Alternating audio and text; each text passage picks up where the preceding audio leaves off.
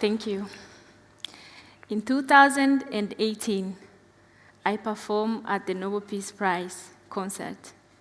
It was one of the most interesting things I've ever done in my life. Not just performing at the Nobel Peace Prize, but me singing my enemy's song. This is something I thought I would never do in my life. Yes. I performed with the group Fargespill, and we really liked it. You may see it later after my talk. I am Irene, or Irene in French. My last name, Afriyie, is not a typical Congolese, but I married a very cool Ghanaian, and his name is Afriyie, so I ended up being Afriyie. But I was born in Congo, a very normal birth, but my mother claims that I fall from heaven and right to her arms. Yeah. There was a time I used to believe that, but those were the days when I was living this extraordinary life. I had a very good childhood, and really, I'm not bragging, but I had great parents, very big family. I never lacked a thing. I had everything. Until my enemies came to my village and took everything from me, my family. Yeah. Now you are wondering, how did I end up on stage singing in the language of the people that took everything from me? It took a very long time. That's the answer. As a child, I used to dream of being a soldier just to revenge my father's death. My father was taken away by a group of rebels called Interahamwe. They stole a lot of things, like cows, TVs, all kind of things, and they needed people to carry the things. And my father went with them to carry the things. Of course, they forced him. And when they left, they were attacked by another rebel group from Uganda and Rwanda. At that moment, 30 Congolese men, civilians, lost their life, including my dad. So learning this as a child, it used to make me very angry. I was angry at God, like, why did he allow that to happen to us? I was angry at my father, because he told me that he would come back to me. So even after I have learned that he was dead, I was still waiting for him.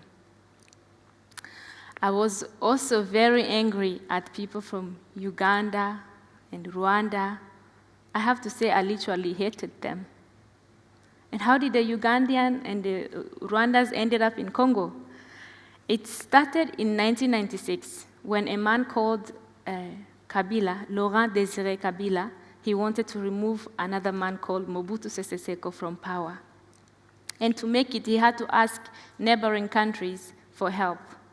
They came, they helped Kabila, and Mobutu lost the war, and he ran away to Morocco, where he died years later. And even though Kabila won the war, he never had total control of the country, because he ended up killed. Because these neighboring countries, they never returned to their own country after the mission. So that's how they came to Congo.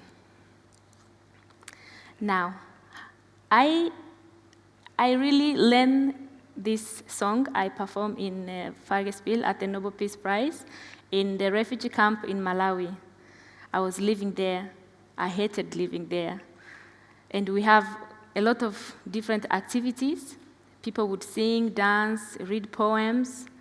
And it used to irritate me because I felt we don't belong there. Why are we living in a refugee camp? And why are people acting like if it's okay? I wanted people to be angry like me. But it was a normal thing. One day, Rwandese women and the Burundi women, they performed a song about peace. And I really liked the song. I liked the melody. I also liked the message that they are singing about peace, about a future, peaceful future. It was really beautiful to my ears. But I could not show that I like their song. So I used to sing it to myself alone in secret. And then when I ended up in Norway, in a group called Fargespill, while we were practicing, everyone left the room while we were having a break, and I was alone, and that's the moment I would start dancing this, my enemy's song, and I would sing it. But then one of the artistic leaders saw that, and she liked the song, and she really wanted to hear it. I told her, no, no way. But after a very long discussion with myself, I decided to sing it to her. And after that, I did sing it in front of other young people in Fargespill. And after that, I managed to sing it in front of a lot of people. So I took baby steps, and I needed them. Now, in Fargespill is a group with young people from all over the world. This forces you to know people as individuals. And I managed to sing the song because I already knew Rwandese and the Ugandan, and not as my enemies. Because the young people from Rwanda and Uganda that were in Fargespill, they became my friend. And how did they? It was first, I have to learn their name. Then I found out, oh, the Rwandese girl, actually she has a name. Oh, wonderful. Her name is Annie. And then we find out, oh, actually she's an upcoming star with a great talent. And then after that, I found that when I started hanging out with her, she's very funny. You just have to hang out with her. And so I did with other people from Burundi. We have a guy from Burundi there. He's like literally the nicest guy you will ever meet. And he makes me listen to country music. So when I get to know them, we start talking, then we realize we, the young people from these countries, we are actually the same, and we have the same dreams for our country to be better. And one thing we do not want is our children to inherit the chaos and the hatred that we have inherited from the generation before us. So when we performed this song at the Nobel Peace Prize, we were very proud and happy. But after I left the stage, I met some Congolese men who were furious at me because they recognized me as the leading singer. And they were wondering, what were you doing on that stage with that Rwandese girl? And I tried to explain to them, that Rwandese girl, actually, her name is Annie, and she is not our enemy. This girl, she have never even been to Rwanda. So she have never killed even a fly in Congo. So hating her is making conflict where they do not exist. Hating any of my friends in Fargespill, for example, is really literally making conflicts where they do not exist. And we are ready to move on. The people I tried to explain this to, they did not understand. They were still very angry. And I understand them because I was them a few years ago. If you don't want me to talk to you, just tell me you are from Rwanda. You will never see me again. So I understand them. But I hope that we can manage to move forward and move on to a better future. I think it's very difficult. We have all been wronged by someone. Someone have maybe said something bad to you, or maybe you had a mom that was useless during your childhood, or a father that was absent. It's hard to forgive them. But dwelling in the wrong do not help. It's already done, but the future is yet to come, and there's a lot we can do about it.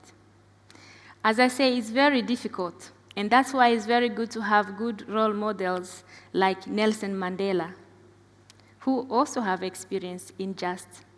What did he do after almost 30 years in prison? He said if he did not leave the hatred behind, he would still be a prisoner. And that's how he freed himself. And I would like actually to end with one of his quotes. He says, "Resentment is like drinking poison and then hoping it will kill your enemies." I really believe that because hatred destroys you from inside out. And I don't think we deserve that. And that's why we should all sing and dance to our enemies' songs. Thank you.